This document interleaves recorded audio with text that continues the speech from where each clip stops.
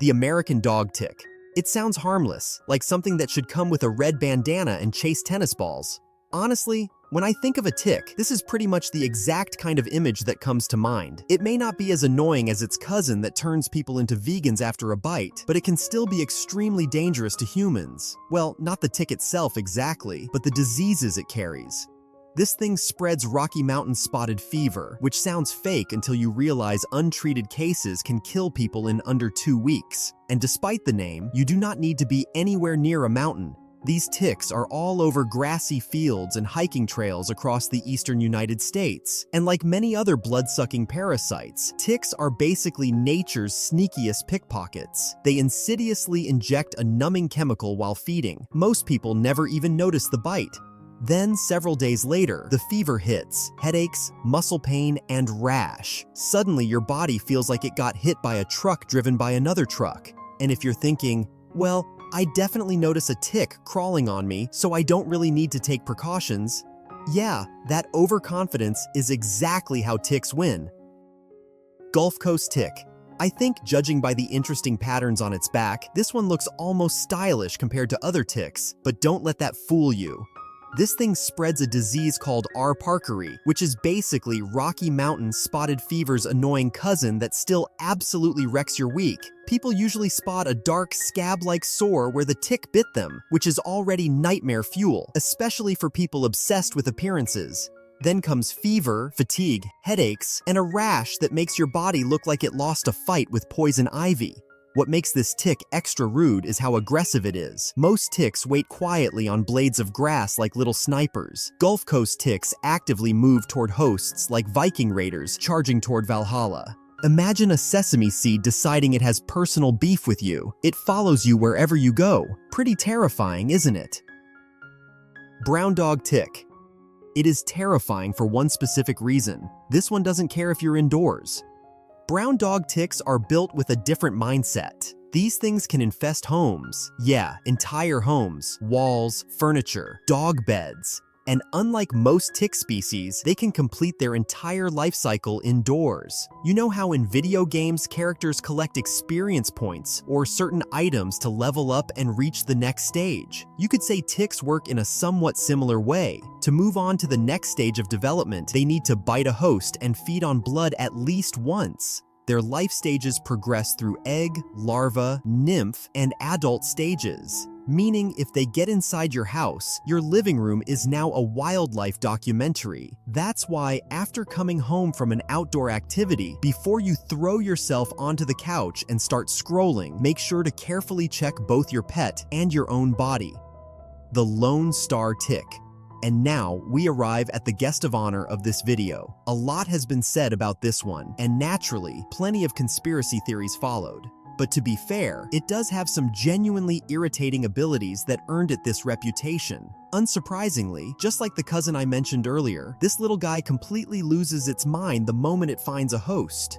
The way it acts, you'd think it had survived through years of hunger and suffering. You've probably seen videos online of them swarming onto people's clothes within minutes. It's basically the Black Friday shopper of the tick world. But the real reason this tick became infamous is alpha-gal syndrome.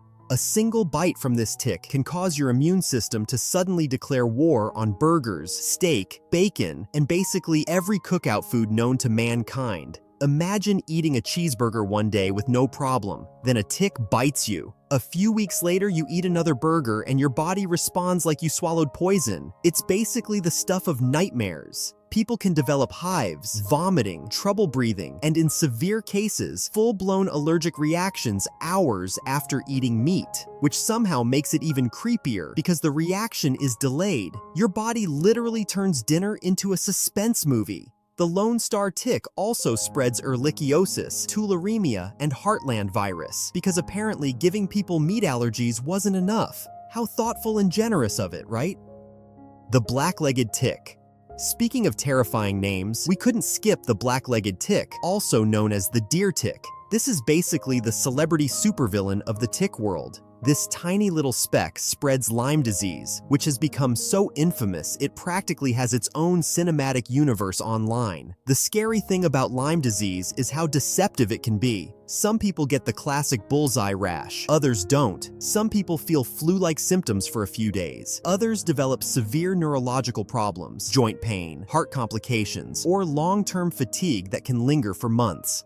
And because the tick nymphs are about the size of a poppy seed, many people never even realize they were bitten. Imagine going hiking for one afternoon and then spending the next 6 months feeling like your batteries got replaced with expired potatoes. But here's a myth that needs to die immediately. People think ticks instantly infect you the moment they bite. In reality, Lyme transmission usually takes around 24 to 36 hours of attachment, meaning that finding and removing ticks quickly massively reduces the risk.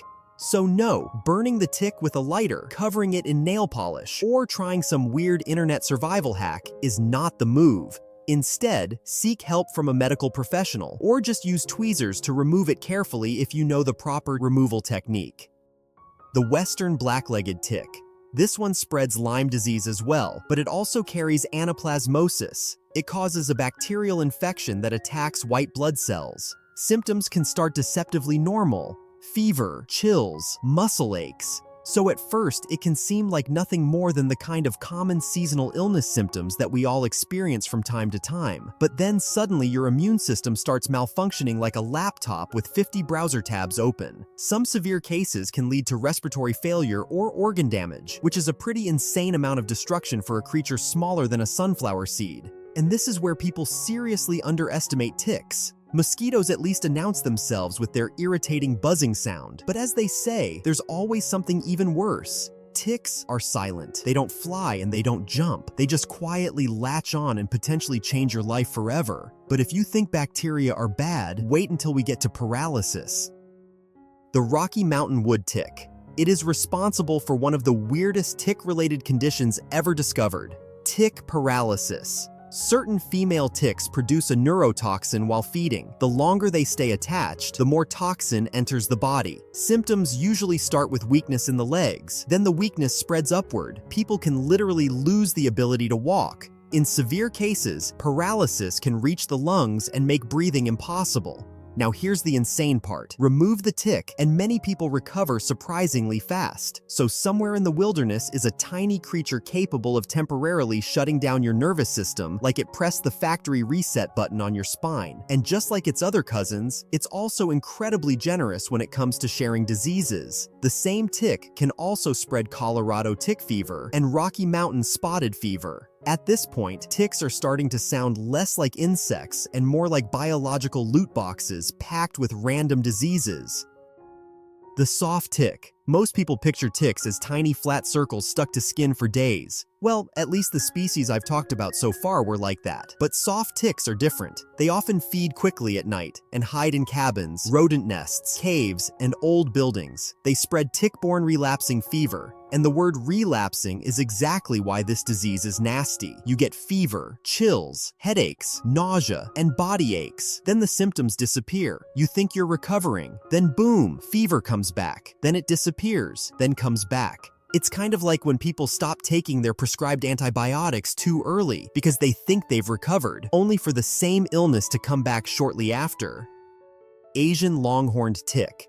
This one is especially terrifying because it's invasive and reproduces like absolute madness. Unlike most ticks that need males and females, some Asian longhorned ticks can clone themselves. Just one female can create an entire population without mating. You may have come across it during a hike, a dead animal lying on the ground covered with thousands of ticks. In that moment, you probably don't realize that such tiny creatures can literally drain a large animal dry like a juice box and kill it.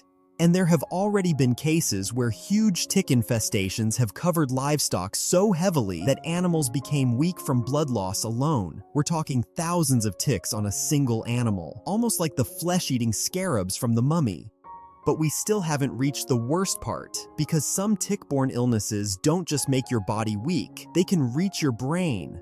Powassan virus is one of the rarest but most terrifying diseases spread by black-legged ticks. Unlike Lyme disease, which usually takes many hours to transmit, Powassan virus can spread in as little as 15 minutes. That's less time than most people spend deciding what to watch on Netflix. Many infected people never develop symptoms, but severe cases can cause encephalitis, which is inflammation of the brain.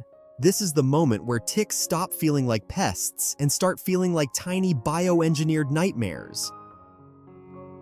If you liked this video, don't forget to subscribe. I'll see you in the next video.